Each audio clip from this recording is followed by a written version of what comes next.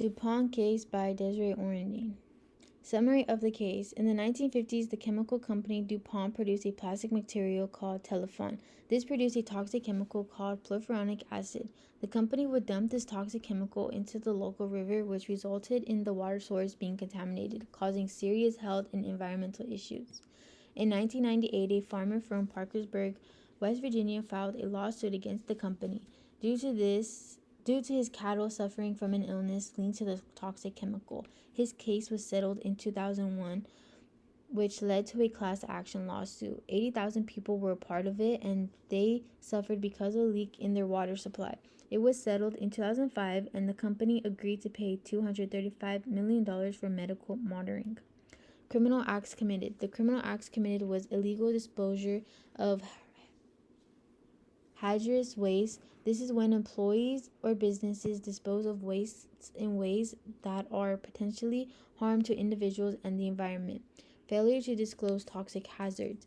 The DuPont company knowingly disposed of perfluoronic acid into the rivers. They were aware of how toxic and harmful the company was and concealed the information.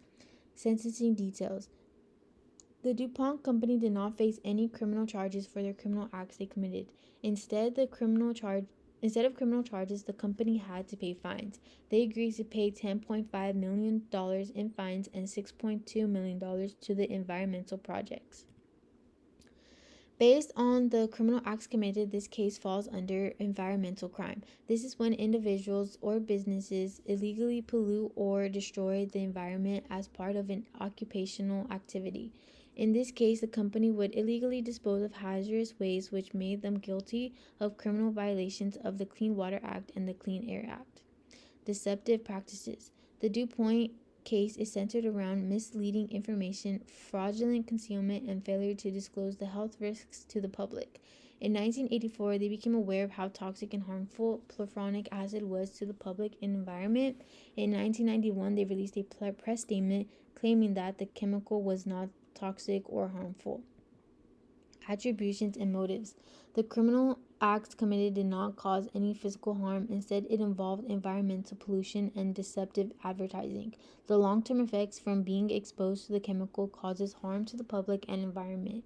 The company had financial motive, and that is why they decided to keep using Telephone despite it being harmful.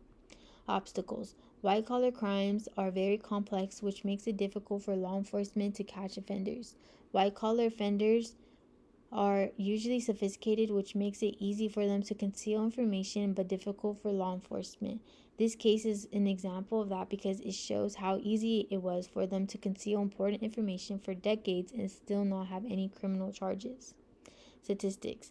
Environmental crime is predicted to increase by 5 to 7% yearly, which is 2 to 3 times the pace development of the world economy. According to the UNEP, environmental crimes are estimated to result in annual global losses ranging from $91 billion to $258 billion.